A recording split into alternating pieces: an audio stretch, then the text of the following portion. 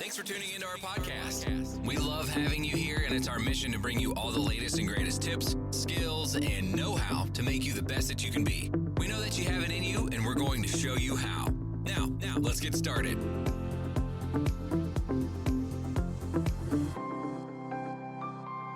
This episode is powered by Poddex. Thank you for tuning in today. You are now listening to That Will Never Work podcast with your host, Maurice Chisholm. Hello, everyone. Thank you very much for tuning in today. We have a power-packed show for you today.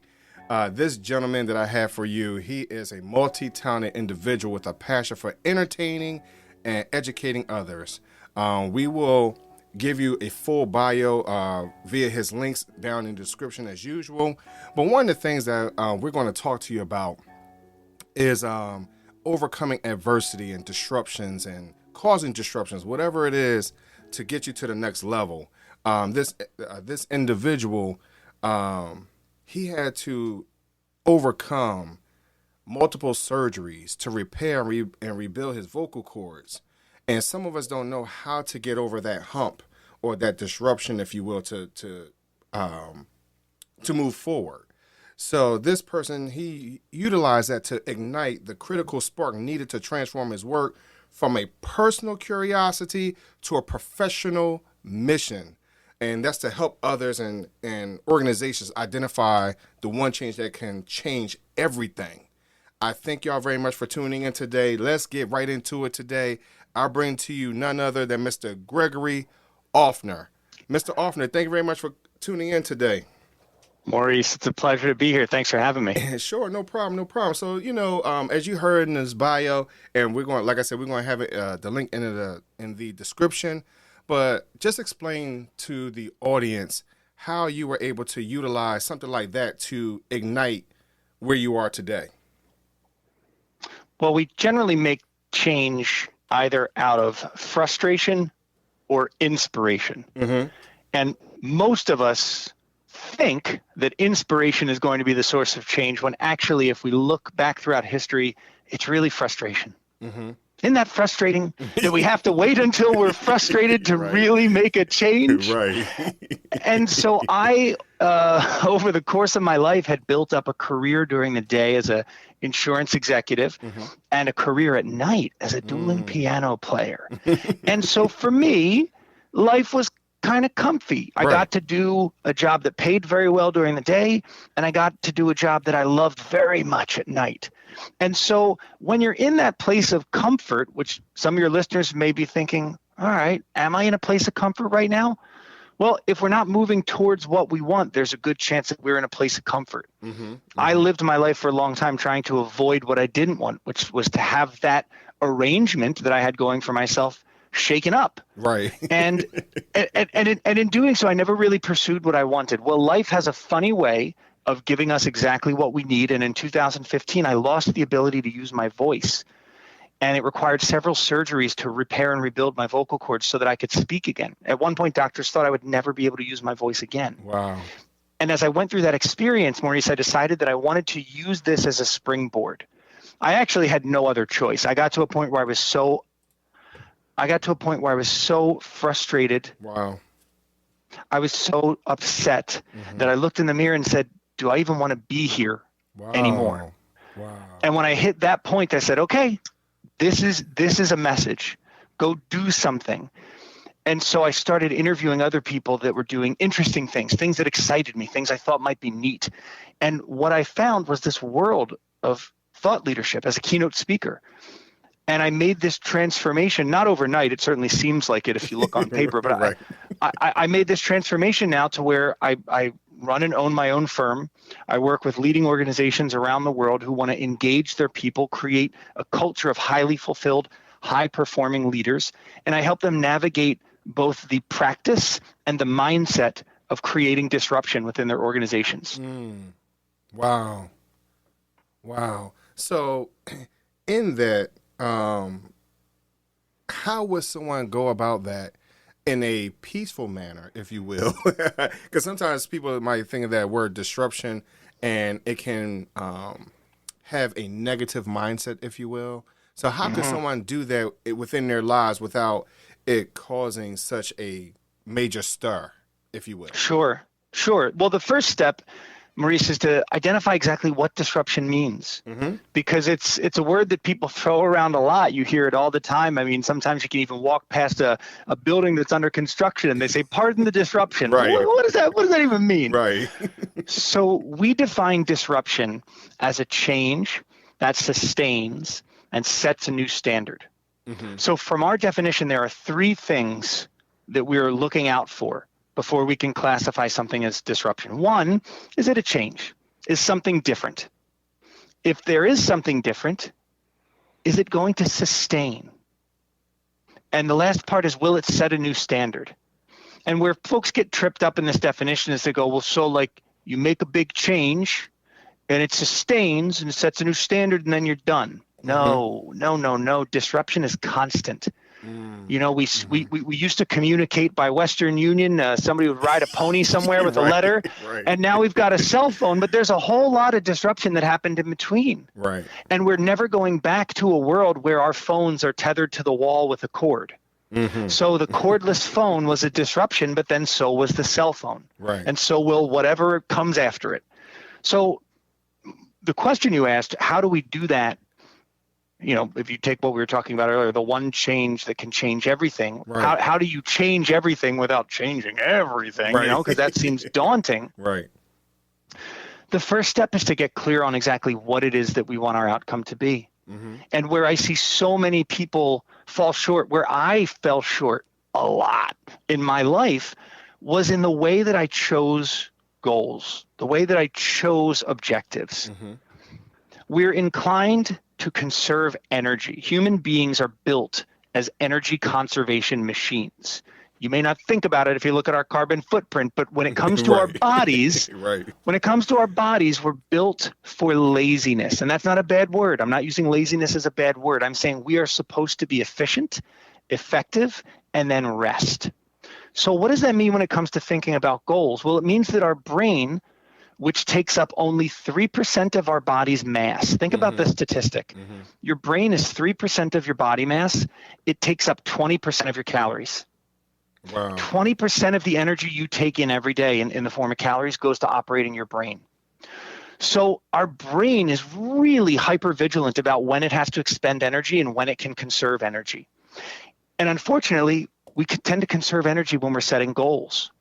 So a lot of us set what I call superficial goals. I don't want to call them lazy goals because I don't want to insult anybody, but they're not necessarily the most well thought out. And here's what I mean.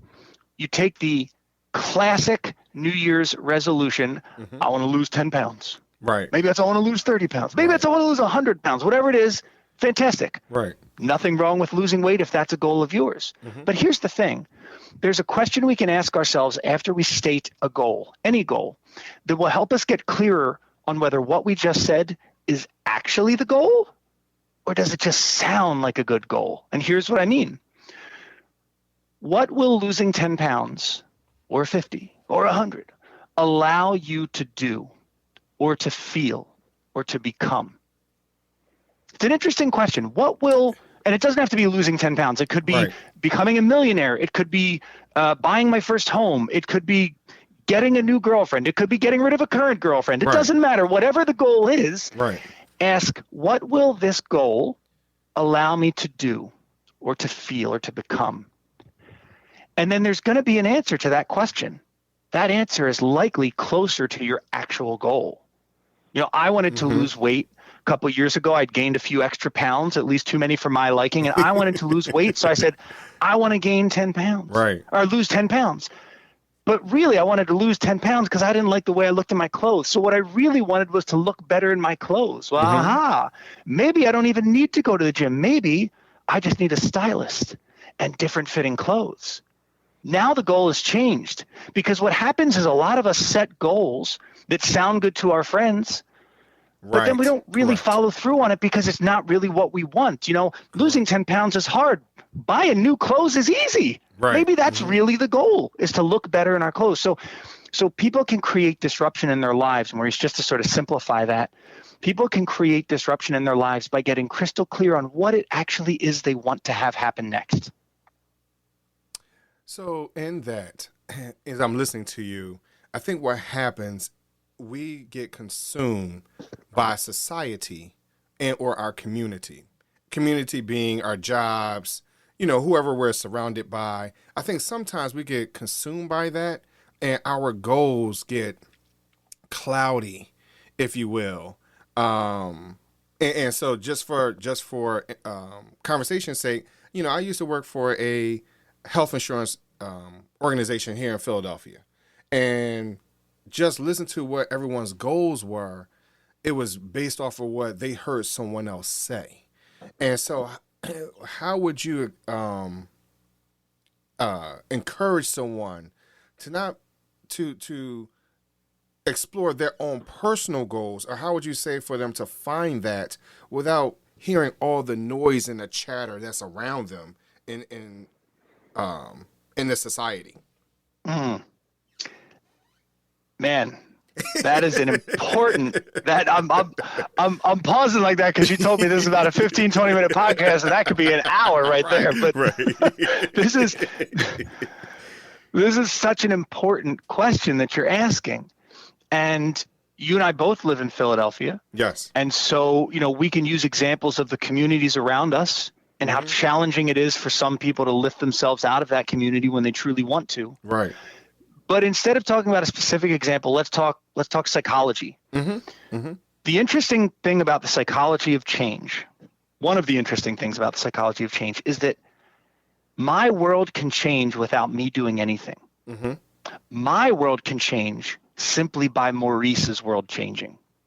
So if we lived next door to each other and you went out and bought a new grill, shiny, sexy new barbecue grill.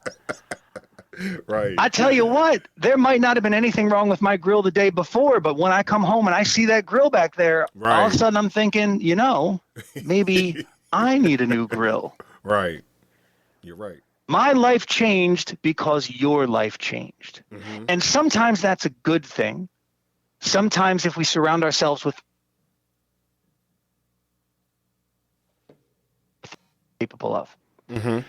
But sometimes if we're surrounded by people who aren't driven like we are and who don't inspire us, I'm not going to say that they bring us down or beat us down or try to hold us down, but I'm saying they may not be our biggest advocate trying to push us up.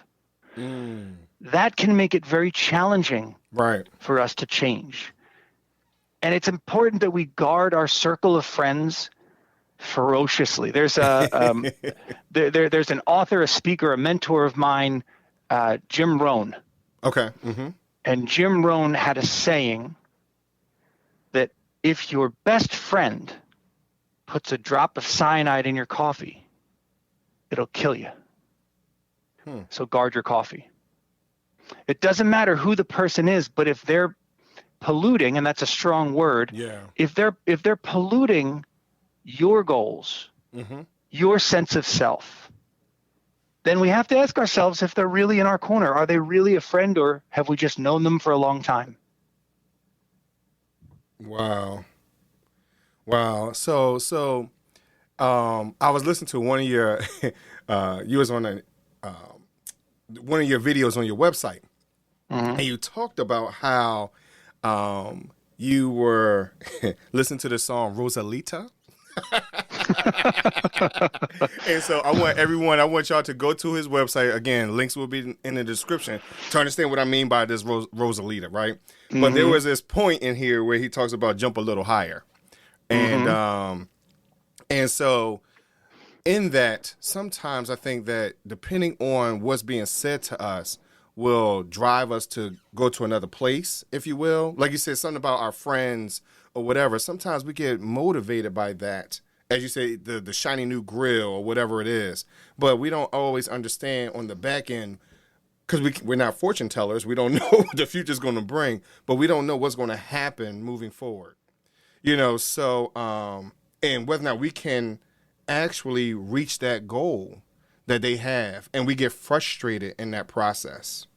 Those are just my experiences or what I've heard other people talk about. Hey, you know what? This person has this grill, but their grill was $250. dollars And I can't, I really want that. I really want to be able to make shish kebabs and things like that, but unfortunately I can't get to that point.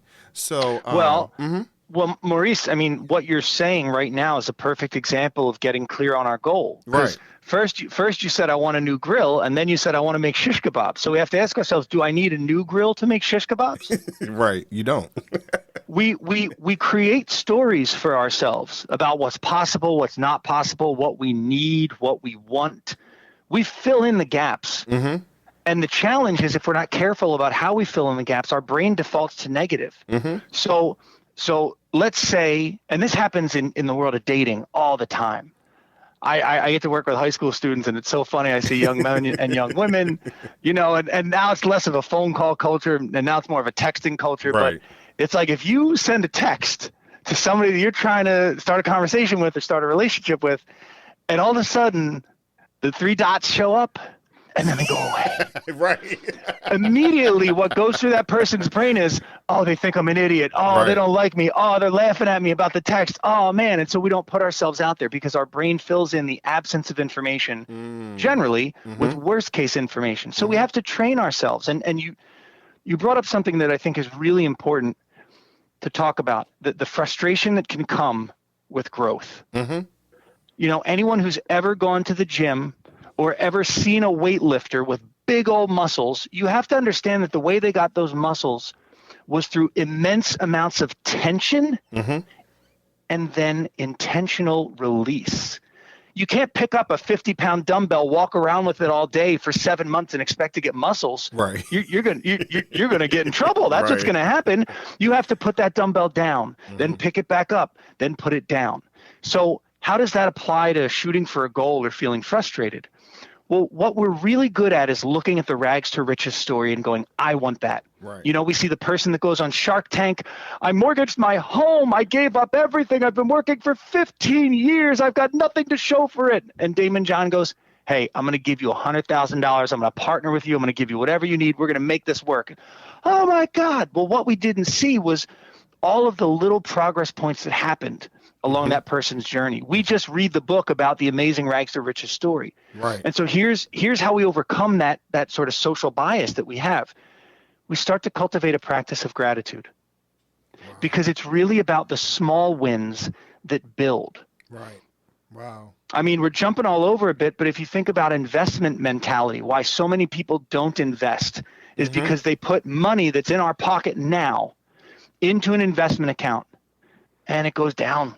Yes. And it goes down a little bit more, and we go, oh my God, I made a terrible mistake, and I pull that money out. What's been shown to happen over time is this idea of compound interest. And when we invest and we continue to invest, even though the market's going to go down, the market will go back up, it'll go down, it'll go back up. If we're investing in well-balanced, and I'm not an investment advisor, by the way, but I'm just saying, if we invest in well-balanced, I'm not saying put all your money in Apple and good luck. No, Right. I'm talking about a mutual fund. If you invest in something that's well-balanced, the power of compound interest is such that in 10 years, you generally double your money. Generally. So imagine that if we continue to invest in ourselves in our progress towards a goal, even when some days it feels like we're taking 2 steps back, and even the next day it feels like we're taking 2 steps back. Imagine where we could be in 10 years if we didn't panic at that first sign of a setback. Right. If we just continued to invest ourselves, our personal capital, your energy, your brain power. If we continue to invest ourselves in pursuit of that goal, imagine what we could accomplish. Wow. Greg, thank you very much, man. You've given us a lot to think about today. I appreciate it. Wow. Hey, everyone, please follow. Oh, no. Well, I'll let you say, Greg. Where can people find you? Where can people find you right now? All right. So here's what I'd love. I'd love if someone were to connect with me on LinkedIn or Instagram or Twitter. I'm not really on Facebook anymore, but I'm there. If you want to connect, go ahead. But like LinkedIn, Twitter, Instagram, that's kind of where I hang out when I hang out. But I want to give the audience something because they've invested Right. their time. I want to give them a takeaway, something that I think will help them. And the biggest challenge I see right now is that the world is changing so rapidly that it almost feels like I'm going to learn how to work this new program, or I'm going to learn this new skill, and I invest myself in it, and then 4 weeks later I find out, hey, that skill's not in demand anymore. Here's the new skill that's in demand. You're right. And that's so frustrating. And what I've seen over my career is the difference between people who are really good at skill acquisition, who are really good at learning something, at unlearning old habits, and then even relearning new skills. I've seen them be the ones who are very successful.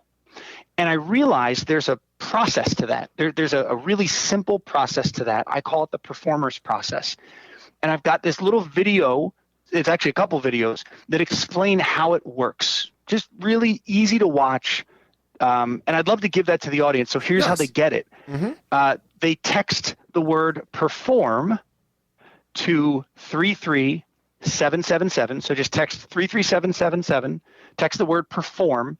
I think it's going to ask if your email. Don't freak out. I'm not going to spam you and start sending you a bunch of crap. Like that's not my bag. Right. But that's the easiest way to get you this link. So it's going to get you the first video. It'll explain more about this concept.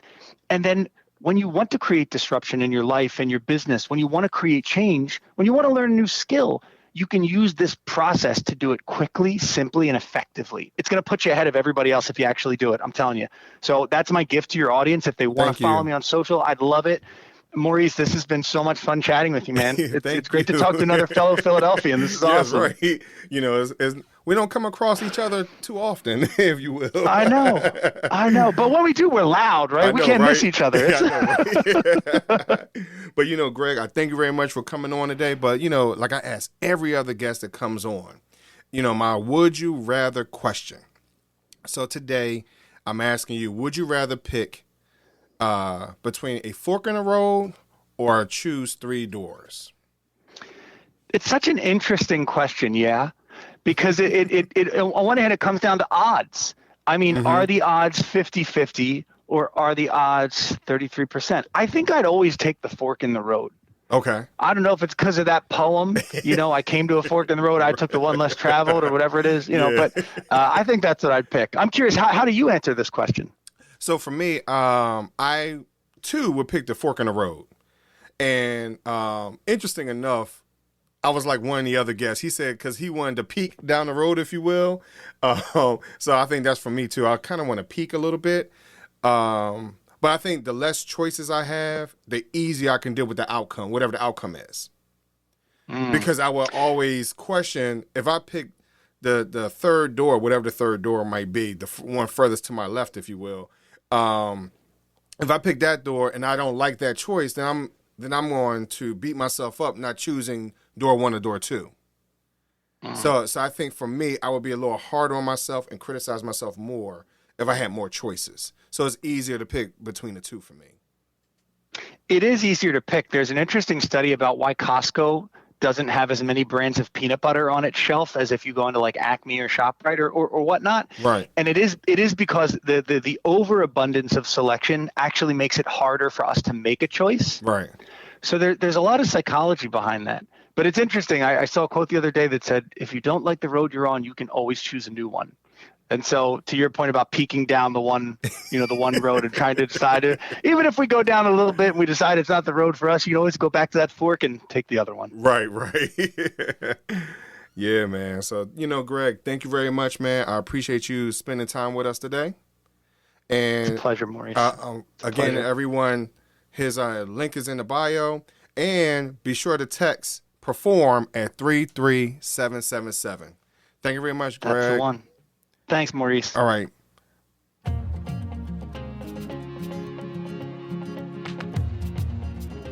Loved what you've heard on this week's episode? Well, the answer is simple. It would mean the world to us if you could head over to iTunes and leave us a 5-star review and feedback. Spreading the word really is the best way to grow our podcast and achieve even greater things. Thank you.